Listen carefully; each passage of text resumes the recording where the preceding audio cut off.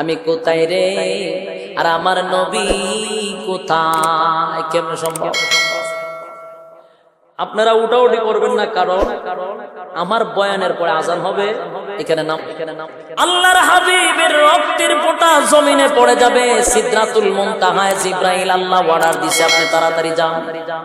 জিব্রাইল বলে, আমার শরীরের প্রত্যেকটা পশম দিয়ে গ্রাম বাহির হয়ে গেছে, পেরেশানির মধ্যে পড়ে গেছে। এত তাড়াতাড়ি একটা ঝুলন্ত যদি পানির ফোঁটা অথবা রক্তের ফোঁটা থাকে, বলুন না এটা জমিনে পড়তে কয় সেকেন্ড লাগে? 1-2 সেকেন্ড লাগে না। জিব্রাইল সেখান থেকে তার শরীরের 600 নূরের ডানা একসাথে বাড়ি মারছে। 600 নূরের ডানা দিয়ে একসাথে বাড়ি মারছে। একসাথে বাড়ি মারার সঙ্গে সঙ্গে জিব্রাইল বলেন, আমি সিদরাতুল মুনতাহা থেকে 600 নূরের ডানা দিয়ে একসাথে বাড়ি মেরেছি নবী তায়েফের ময়দানে। আমার নূরের ডানা নবীর জুতার নিচে চলে গেছে। সুবহান।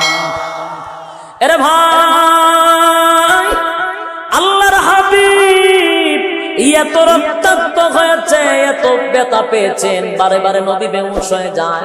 জিব্রাইল এসে বলে, নবী গো, গজবের ফেরেশতা লই আইছি, অনুমতিটা দেন নবী, অনুমতি দেন, তায়েফবাসীরে ধ্বংস কইরা দেন। আমার নবী ডাক দিয়া বলেন, না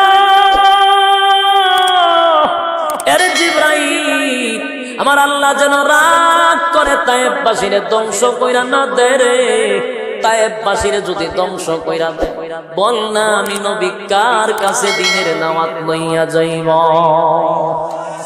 তারা আমারে বুঝে নাই মারছে।